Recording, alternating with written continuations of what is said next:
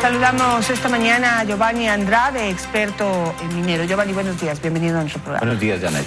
Bueno, convocamos para este día para poder hablar sobre la minería ilegal, sobre todo lo que está sucediendo en Buenos Aires, en Imbabura, que genera una serie de problemas. En este momento la Policía Nacional y el Ejército intervinieron en la zona y han evacuado a gran parte de la gente que vivía allí, entre nacionales y extranjeros, pero pues todavía las operaciones siguen y continuarán allí.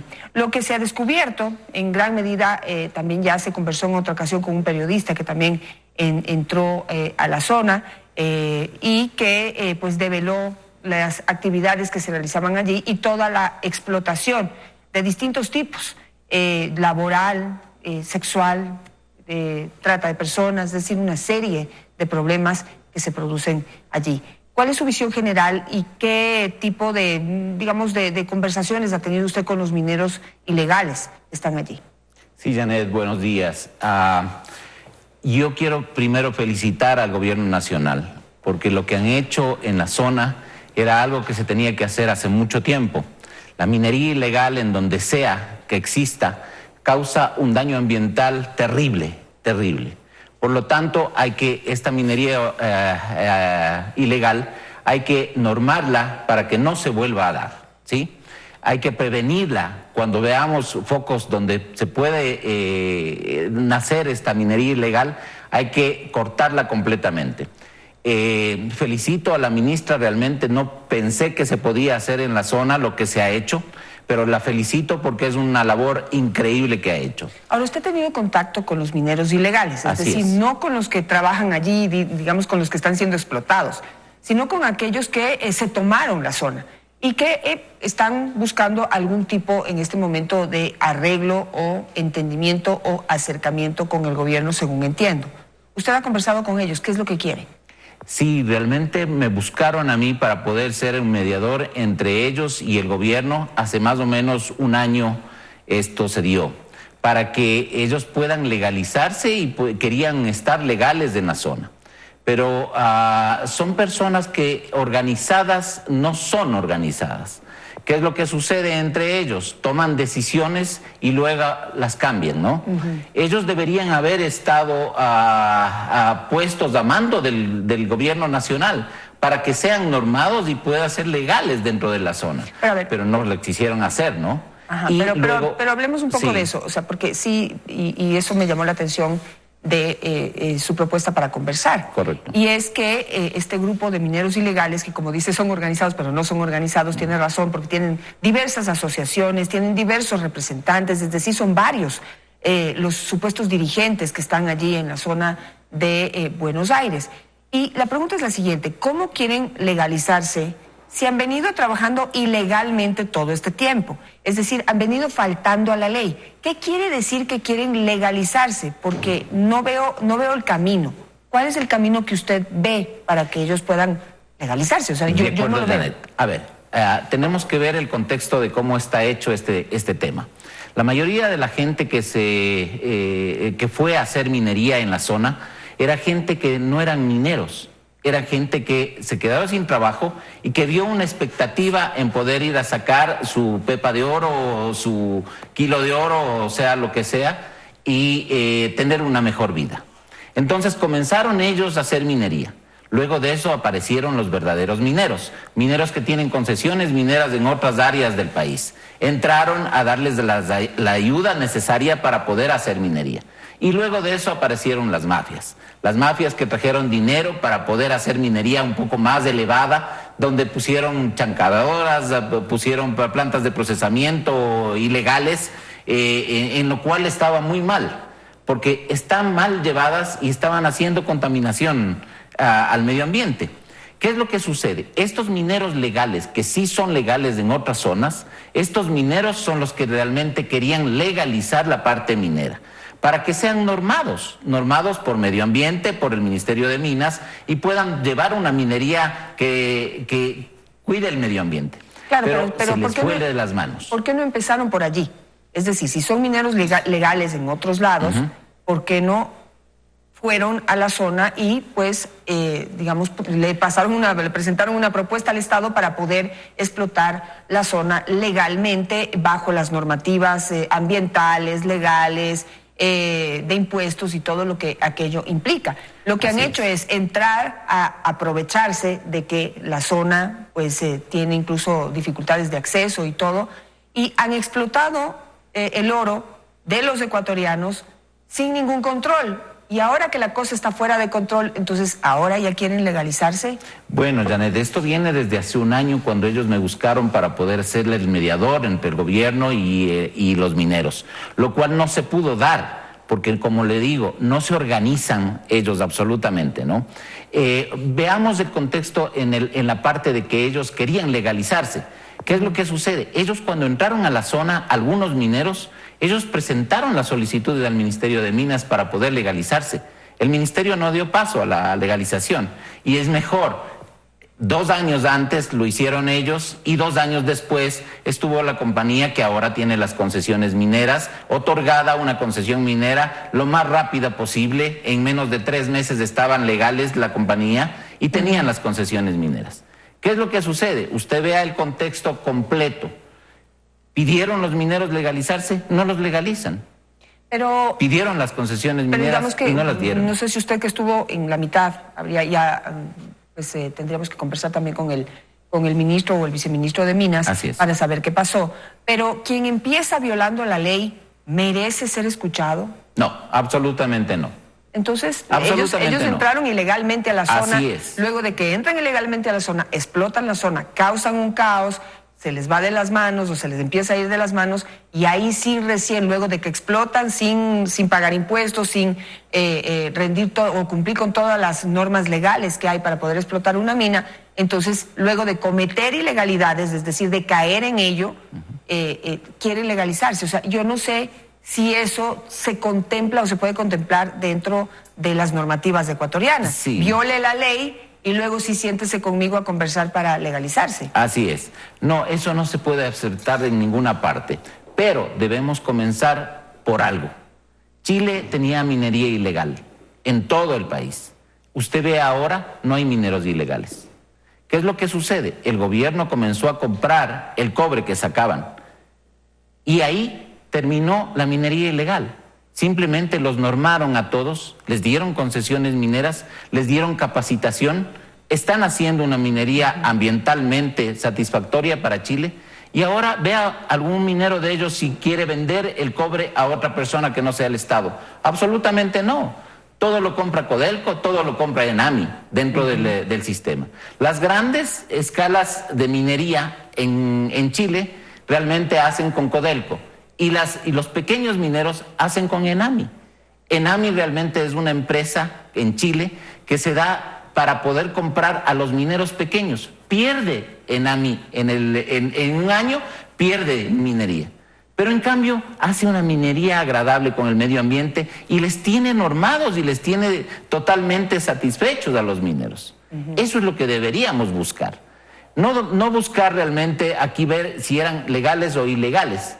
Tenemos que normar, tenemos que buscar otra salida para la minería. ¿Qué más que buscar los ejemplos que ya están? Chile, Australia, Canadá, minerías que son diferentes completamente. Cambian la perspectiva de lo que es una minería. Ahora, si hay mineras que contaminan, a gran escala, a pequeña escala, mineros artesanales contaminan completamente. Eso es lo que tenemos que nosotros capacitar para que no se siga contaminando. Buscar nuevas actitudes de la gente.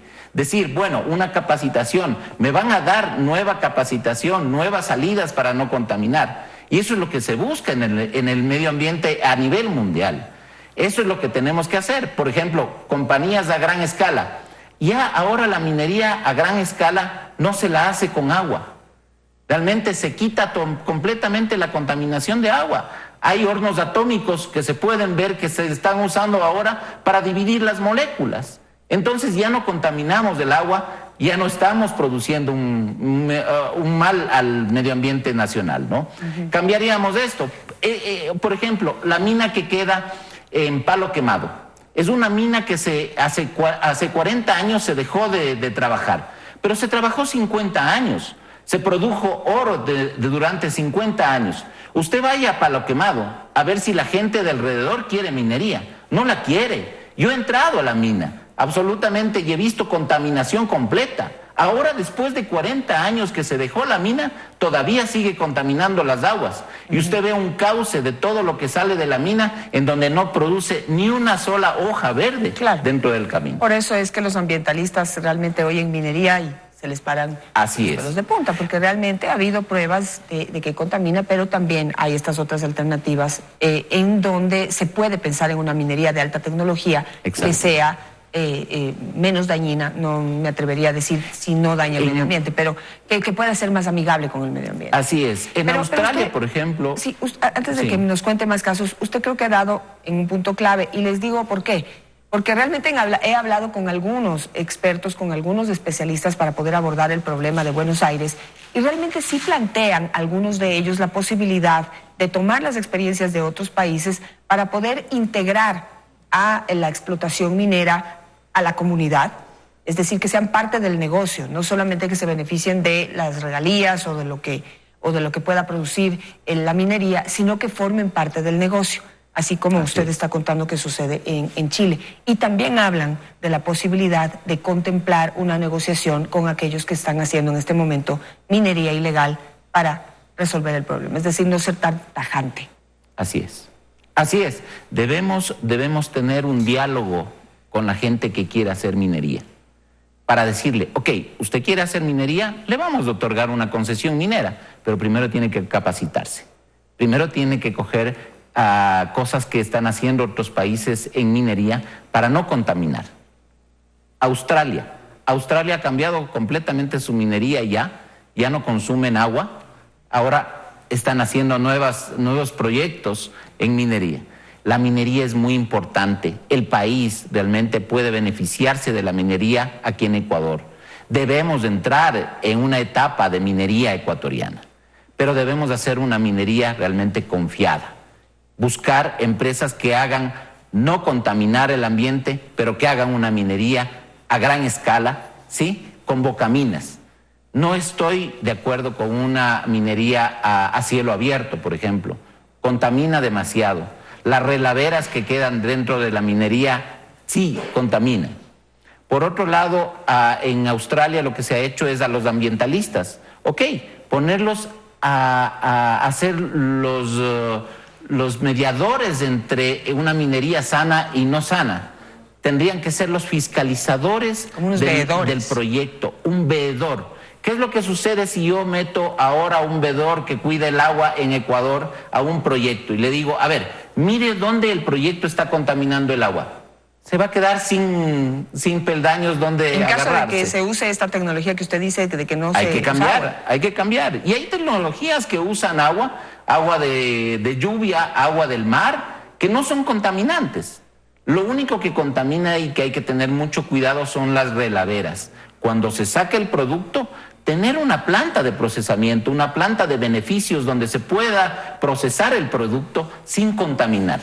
Ahora, quisiera que usted me comente, y no sé si podemos en producción rodar algunas de las imágenes que tenemos que fueron entregadas por el Ministerio del Interior y también realizadas por nuestros reporteros aquí en 24 horas. A ver si las podemos ir rodando. Bueno, así es como se hacía minería ahí, o como se hacía minería en Buenos Aires.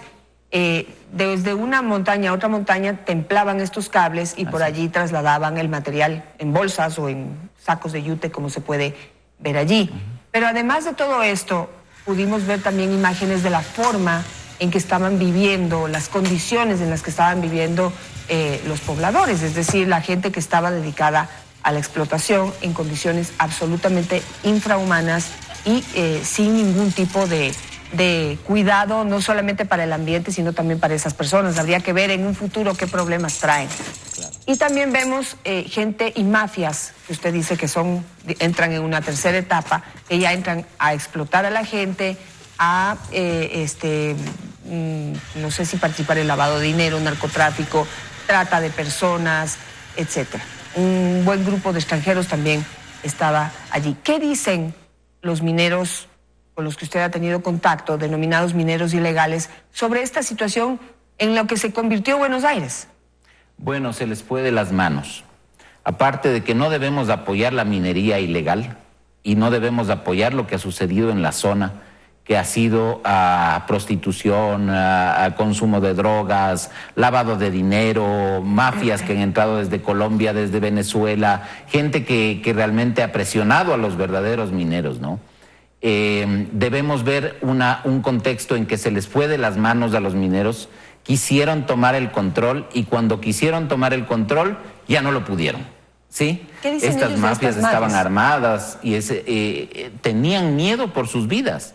Yo conozco de algunos de la gente que estuvo dentro, que fueron capturados, fueron llevados a huecos profundos, les dejaban 4 o 5 días, torturados realmente, y luego puestos en libertad para que luego que salgan, decirles no pueden ir a quejarse, no pueden ir a hacer una denuncia en fiscalía, no pueden moverse. Entonces los mineros no podían hacer absolutamente nada dentro de la zona. ¿Es cierto que miembros de las ex-FARC estarían causando este tipo de problemas de inseguridad, presión en la zona? Sí, a mí no me consta, pero hay algunos de los mineros que se ha podido conversar en que sí había gente organizada de las FARC dentro de la zona, tratando de entrar a la zona. Todavía no estaban situadas ahí, pero había gente peligrosa, había gente de asesinos, había gente de lavado que prestaba dinero a grandes intereses, había gente que traía niños para prostitución y esto no se puede ni siquiera dejar un día más. Por eso es que le decía que estoy de acuerdo con el gobierno, con lo que hizo. Realmente a mí me parecía imposible poder llegar a hacer lo que se ha hecho hasta ahora y debería porque son mafias tan grandes, que lo que pensaba la gente es que si entraban 50, 100 policías, iba a haber una matanza. Estaban armados. Ese era el gran temor. Sí. Estaban armados, ese era el gran temor. Pero yo felicito a Mario Paula realmente en el Ministerio del Interior por lo que acaba de hacer. Entrar con 2.000, 3.000 policías y militares fue la cosa más perfecta que pudo haber dentro de la zona. Ahora, y deberían sacar a todos absolutamente y no irse todavía la policía hasta que quede todo eso organizado. Y no se van a ir hasta lograrlo, así lo ha dicho la ministra María Paula Romo. Pero digamos, en estas intenciones de legalizarse, o de llegar a un acuerdo con el gobierno, que no sé si en este momento pueda ser posible, pero digamos, hablando de la minería ilegal en general, ellos estarían dispuestos también a delatar a todos los, también policías, militares, autoridades locales, quizás también autoridades nacionales, que permitieron que, por ejemplo, que grandes camionadas salgan de Buenos Aires y lleguen a la frontera sur sin ningún control, con gran cantidad de material, ¿qué digo?, perteneciente a los ecuatorianos, que se lo estaban robando. Bueno, la mafia también incluye a todos los que les permitieron transitar por todo el país sin que nadie les diga nada, porque no iban con bolsitas de oro, iban con camiones. Así es. Con volquetas. Así es. Cada volqueta sacaban de 3 a 4 kilos de oro. Cada kilo cuesta $40,000, ¿no? Entonces la ganancia era fuerte. Bueno, yo pienso que sí, estarían de acuerdo en denunciar. Yo he hablado con ellos, ellos estarían de acuerdo con contribuir con el Estado ecuatoriano para poder denunciar todo lo que ha habido dentro de la zona. Claro, porque si se quiere acabar con la minería ilegal, toda esta gente que pertenece a la estructura y que se aprovecha de su autoridad, ya sale de Buenos Aires y ya están mal acostumbrados, ya quieren seguir ganando el dinero de esa manera. Entonces van a fomentar el mismo modus operandi en otras zonas en donde hay minería y donde se puede lucrar hasta que la autoridad pueda entrar a controlar. Entonces hay que delatar a todos esos mafiosos. Así es, ojalá lo quieran hacer. Realmente son gente que ha tenido mucho temor dentro de la zona. Yo pienso que el gobierno nacional tiene que tener una llegada hacia los dirigentes de las asociaciones que estaban establecidas dentro de la zona y poder llegar a un acuerdo para que tengan la información necesaria y pueda cortarse completamente la minería ilegal, ¿no? Y un último punto, que sería súper importante, porque a mí sí me encantaría que revisen a quiénes son los nuevos dueños, los últimos dueños de las tierras en donde hoy se sabe que hay oro, cobre y otros minerales, porque ahí también hay irregularidades. probablemente cometidas en el gobierno anterior, que digamos, ya se determinó en dónde hay expectativa de que haya minerales y esas tierras cambiaron de dueño. Y en muchas de esas tierras se está haciendo explotación ilegal. Y en un futuro también se puede hacer explotación legal de la minería. Pero ¿quiénes son esos nuevos dueños que se aprovecharon de la información privilegiada? Bueno, Janet, hay que ver una cosa muy clara. Hay concesiones mineras que fueron otorgadas en el anterior gobierno, en donde no tienen ni siquiera una bocamina, ni siquiera una explotación minera a pequeña escala, ni siquiera han sacado una roca, pero han hecho exportaciones de más de 6 millones, 7 millones de dólares al exterior. Una exportación quiere decir que el oro que ellos sacaron de su mina, lo cogieron, lo exportaron hacia otros países y los dineros no fueron regresados al Ecuador, sino depositados en cuentas bancarias en el exterior. Pero si no tienen una bocamina ni nada, no están haciendo explotación ahí. Esos son los que venden el oro ilegal, pues. Entonces, ¿de dónde sacaron el oro para exportar? Del oro ilegal. Y sabemos, les tenemos identificados o presuntamente identificados a los que hacen esas exportaciones. Bueno, el Ministerio de Minas tiene toda la información. Yo pienso que una auditoría minera en el país debería hacerse.